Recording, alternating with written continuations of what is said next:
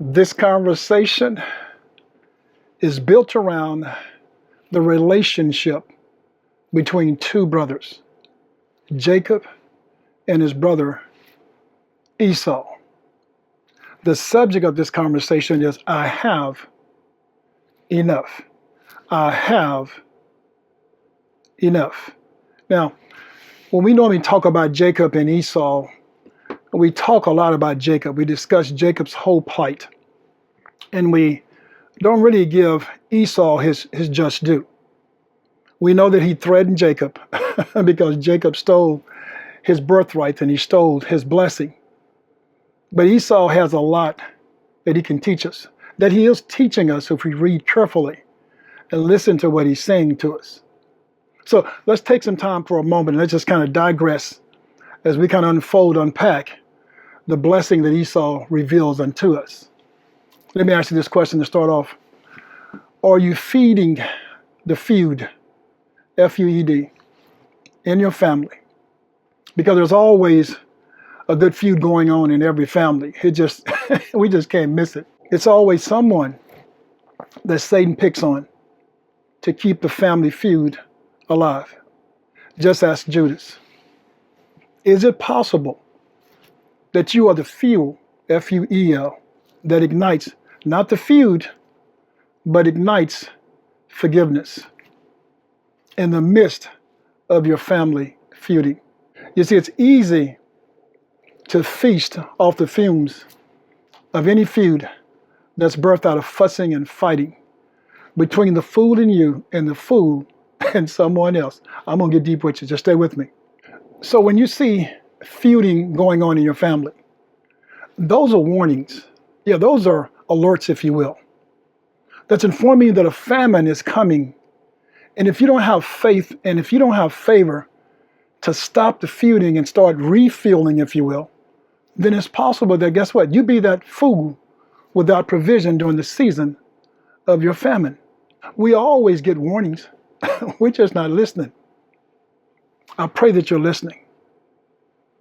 We can take a bad situation in life and use it to fuel, F-U-E-L, to build upon and to achieve greatness in our life. That's what we can do. Or we can take that same bad situation and use it to feud, F-U-E-D, with others and remain broken, remain hurt, remain depressed, remain bitter.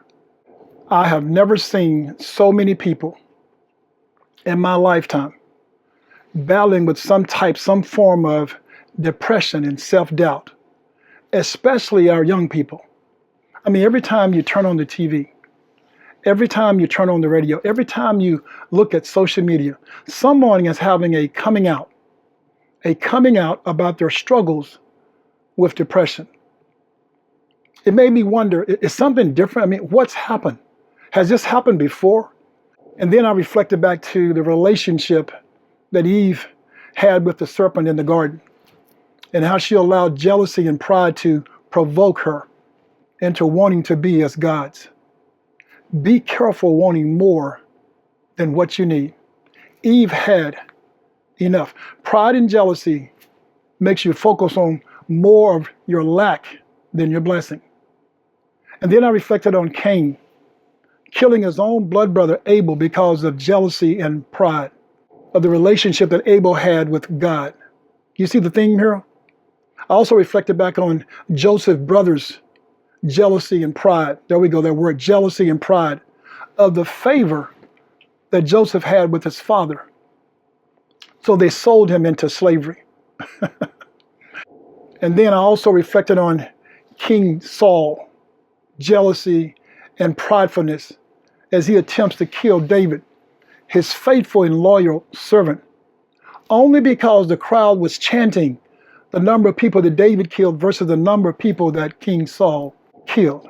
You see, we could go on for days and days. We could make a whole list of individuals that we know that has allowed pride and jealousy to get in the way of their blessing.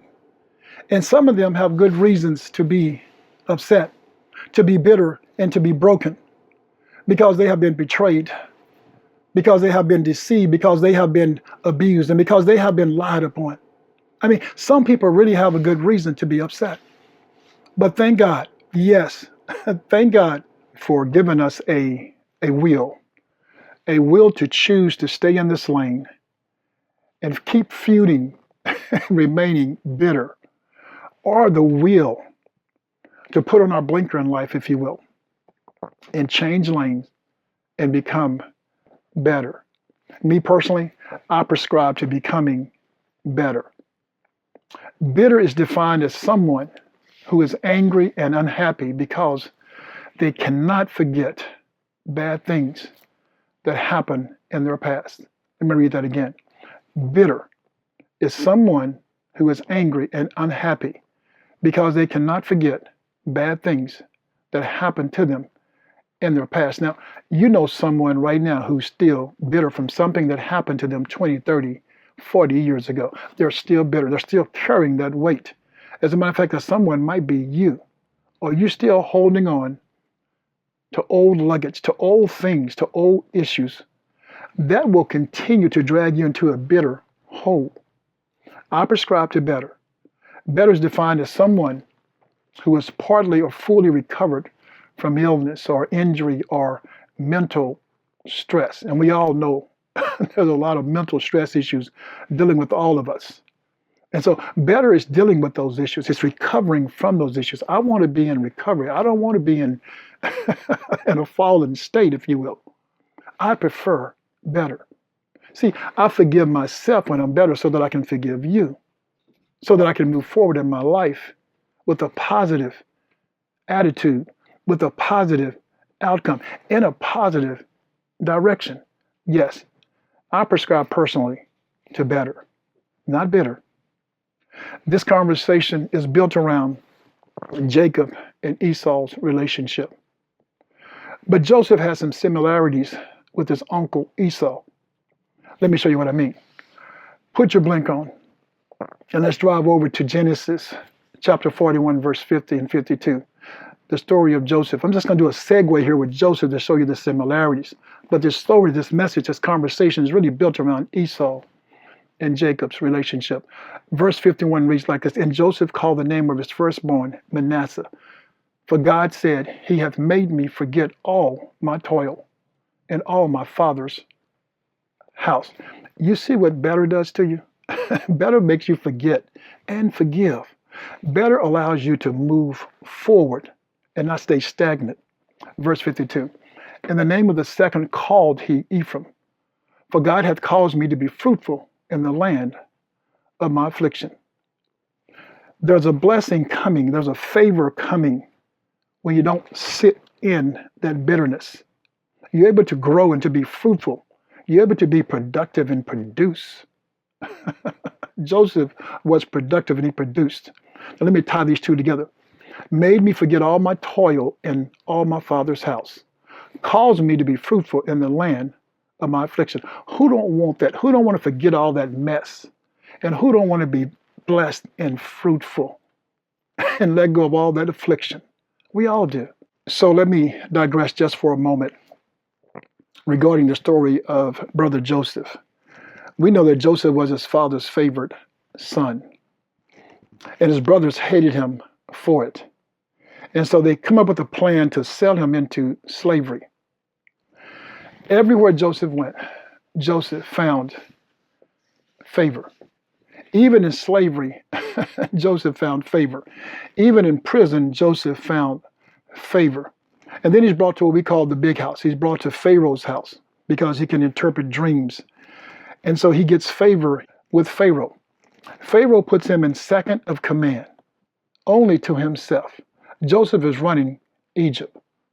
Here you go, a Hebrew boy who was a slave coming into the palace, and now he becomes the provisionary for Pharaoh, second only under him.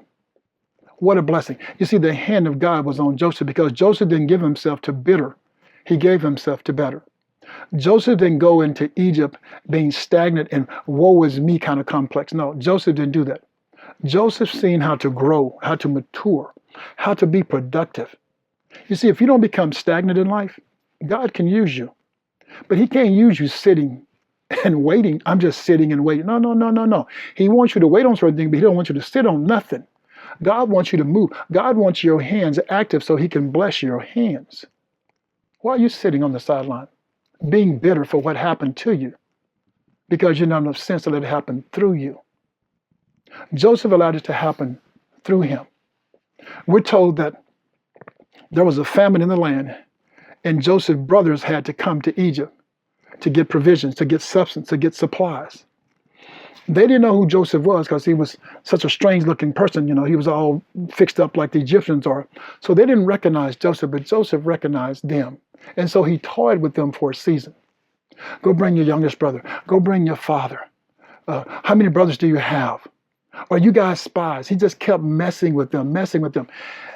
It's a situation to where you love someone so much and you're bursting inside, but you can't tell them who you are because you want to play with them for a moment. And it's just intriguing you because they did hurt you. They hurt you. They sold you into slavery, but you're not really holding it against them because you're just so happy. You're just so happy to see them because you didn't know if they were still alive themselves. Joseph is anxious and he's intrigued. And we're told in verse 45, he finally lets it out of the bag. He tells them who he is. He couldn't hold it any longer. He couldn't keep it to himself. It was so good he couldn't keep it to himself. Joseph tells them who he is.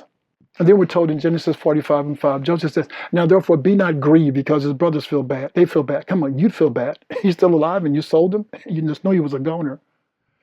He tells them, be not grieved nor angry with yourselves that you sold me hither.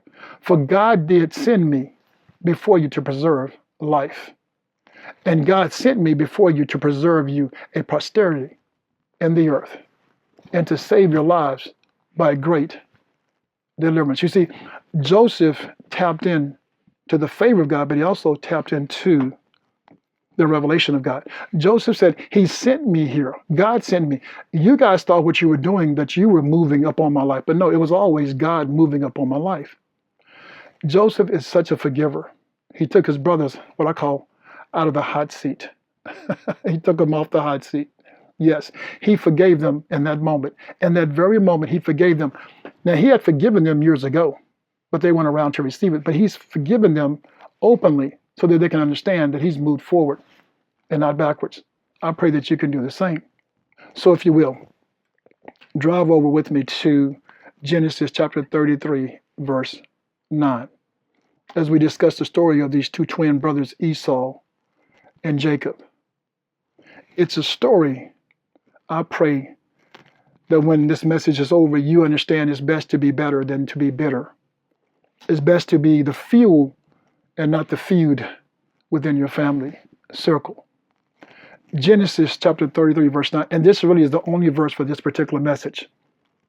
It's just this one verse. And Esau said, I have enough. That's the message. I have enough, my brother. Keep that thou hast unto thyself. Now, we know the story about Jacob and Esau. We all know the story that Rebekah, Jacob and Esau's mother, she deceives her husband Isaac with her son Jacob to steal the birthright and also the blessing of Esau. Now, God has informed her, he's promised her that the elder son shall serve the younger. But she couldn't wait. She wasn't patient. She did what most of us would do. She gave God a hand. She wanted to give God a helping hand, as if God needed her hand to help him. But that's what we all do. We all come to that realization that, you know what, God needs my help. Let me just go ahead and do this right now. Let me help God out because God has got so much other stuff to do. Let me just kind of help him out with the situation. So she deceived her husband, Isaac, into giving her favorite son, Jacob, Esau's blessing. It was going to happen, but she made it happen her way versus God's way. And that's where the trouble began. That's where the two brothers have an issue with each other. They have an alt with each other because the mother got in the way. Mother, keep your hands off your kids and let God be God. You know how we always say, I'm going to let God do his thing. No, you don't.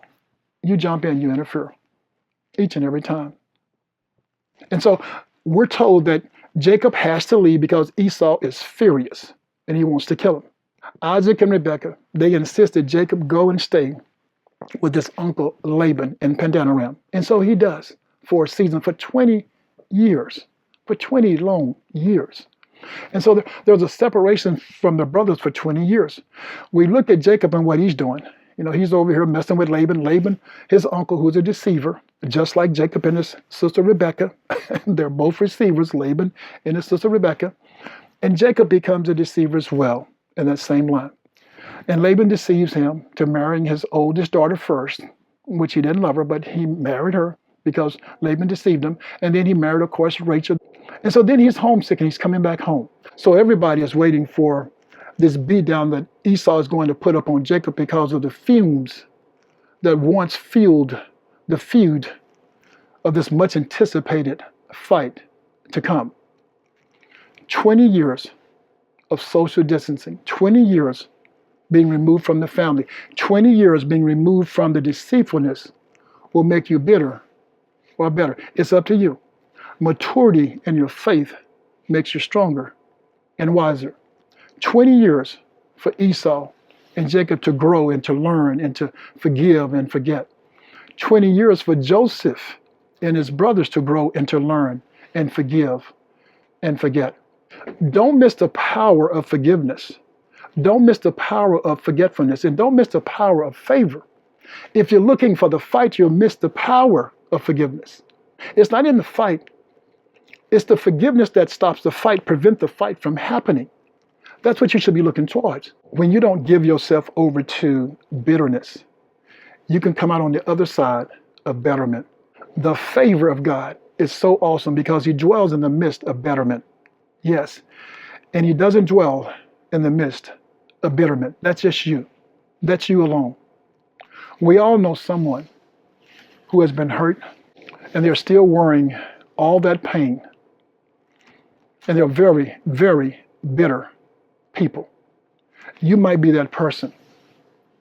Take off that vest of bitterness and put on the vest of betterment. Yes, you look better in this new vest of betterment. That vest that you had on of bitterness, that vest was outdated years ago. Let me ask you this question. Who are you feuding with in your family that to this day you refuse to forgive them? You refuse to. You tell everyone that you're okay, that you're fine.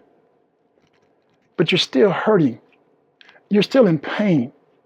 And if you don't take that fuel and use it in a positive way to grow and to take control of your life, you'll forever be the victim. You'll forever become bitter and stay bitter and continue this family feud, if you will, with your family, with friends, with whomever you're having a feud with. You'll stay in that lane. Don't allow a moment of a bad decision sign you up for a lifetime of feuding over pain that you received from someone else. Don't give anyone that type of control. It's been 20 or 30 years and you're still feuding over something that happened to you instead of letting it happen through you. Joseph could have easily taken revenge on his brothers. He could have destroyed all of them with the power and authority he had as second in command, the prince of Egypt. But Joseph took lemons and made lemonade. Joseph had every right to allow his dysfunctional family situation to tarnish him to becoming bitter. But he chose the high road. Yes, he chose to become better. He chose to forgive and to forget. We all have family members, we all do, who are blessed, and you can see that favor on their life. But more importantly, you can see the success that they have obtained with that favor. They didn't take favor for granted. They applied themselves and didn't fuss and feud and deal with small issues. No. They didn't give themselves to small conversations. No. They didn't give themselves to small confrontations. And they surely didn't give themselves to small-minded people. They stepped above all that. They became bigger than that. Rebekah was impatient and couldn't wait for God's promise to come to fruition. That her elder son would serve the younger son. Yeah, her favorite son. He would be the blessed son. But she couldn't. We see to this day brothers and sisters, siblings, feuding over their mother's foolish mistakes. Yes, I said it. Over some of their mother's foolish mistakes. God had a plan, but Rebecca, she liked her plan better. Isn't that something? You like your plan better than God's plan for your life. Who are you? You got to be kidding me. Esau sold his birthrights to Jacob because later in life, he would have to sell out to Jacob as the rightful heir, as the rightful blessed one of the family. God said it, and so it is, what he said. It was going to come to pass, but Rebecca wanted to put her hands in it and rush it. Sometimes it's not the eldest child, and sometimes it's not the wealthiest child, and sometimes it's not the most educated child that has favor with the Lord. You see, sometimes it's that individual who's cleaning the toilets up at your company. And sometimes it's that individual who works 2 shifts and then they get off and still go and work and serve and volunteer for the homeless shelter. And sometimes it's that individual who's up for promotion after promotion after promotion, but never gets it and never complains. It's that individual who has favor with God. It's sometimes that individual who's right there and you don't see them. You're walking, you're talking all around them, that has the favor for your family. Rejoice with them that rejoice, we're told. Be happy with them who are happy, we're told. Be blessed and be a blessing to those who are being blessed. Favor will show up and show out.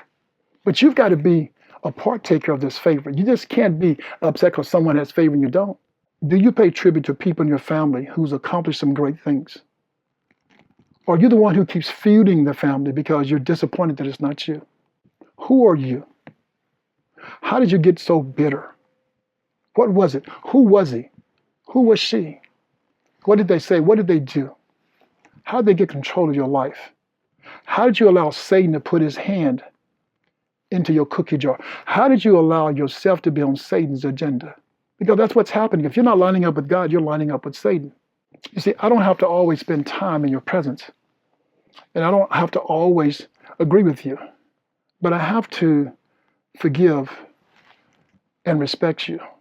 Esau and Jacob both had a million reasons to hate their brothers and to be bitter at the world for betraying them. I mean, they had a million reasons. Joseph could have allowed himself to become broken and bitter. And he could have sought revenge, not just on his brothers, but on everyone that he met in life. But see, that's what happens. Yeah, when someone hurts you, oh no, you want to pay everybody back. You see, broken people, they have no regard to who they hurt. Not on their journey.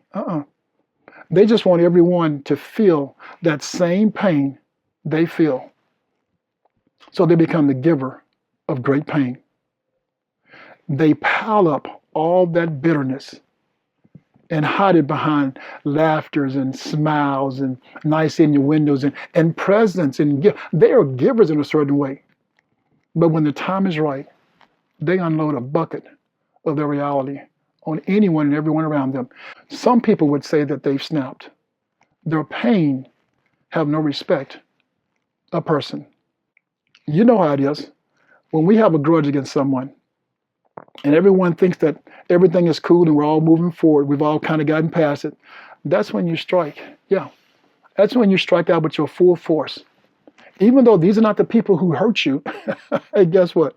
I told you, emotionally, you'll take advantage of anyone. Yeah, because guess what? Pain doesn't care who pain hurts. This is a moment for you to feel good. And so even though these are not the individuals who hurt you, you want to hurt them. Because it just feels good for you to hurt someone, for someone to feel just the way you feel. Esau, meeting his brother for the first time in over 20 years. Esau had the right to be bitter, if you will. After having his birthright stolen from him, after being betrayed, after having his blessing stolen from him, if anyone should be bitter and broken, it should be brother Esau. It's one thing for your brother, your sibling, to betray you and to deceive you. We call that as normal because we expect some of that sibling rivalry to come forward to a certain point. But the worst kind of deceit is when your mother, the woman who gave you birth, deceives you. And then she pours more salt into the wound by letting you know that she loves her other son more than she loves you. Now, that's a major hurt. That's a major pain for a child to have to deal with. That's an emotional roller coaster that you find yourself hard to get off of, because the hurt becomes the only thing that ties you to the one person you love the most in life, your mother. But now it's hurt that ties you to her more than your love for her. Esau was hurt so bad that he wanted to kill his brother for being loved by his mother more than she loved him. But somehow, when we see Esau 20 years later, he doesn't display that hurt or that hate. He does something totally out of the box. He does something that catches all of us, all the readers. He catches his brother Jacob. He catches the people. He catches all of us off guard. He does something that I don't know if any of us could do it. Instead of fuming after his brother Jacob, instead of feuding after all those years, instead of wanting to fight with his brother, Esau uses that deceit. He uses that disappointment. He uses all that pain and anger. And instead of becoming bitter, guess what? He uses all that pain for fuel, F-U-E-L, to be better than those who betrayed him. Esau takes the upper hand. He had the fortitude to forgive all of them, the faith to forgive. So when we see Esau, we see him running to his brother. Now keep in mind, Jacob has sent him all of this livestock, all of this stuff, trying to squash the feud. But when we see Esau, we see him running to his brother, towards his brother, Jacob, to embrace him out of love and forgiveness. Jesus, do you embrace your enemy? Do you embrace those who have hurt you? Do you ever just say you love them? Do you ever just get past it? Esau got past it. Esau is a great example. Joseph is a great example. Both of them, they both have the right to be bitter, but they do something, what I call out of the box. They do something what only Jesus Christ has done and could do. They did it for mankind. They did it for their family. They forgave and forgot. That's what they did. They became better and not bitter. They allowed betterment to fill them up and push out all the bitterness out of their lives. We have a choice.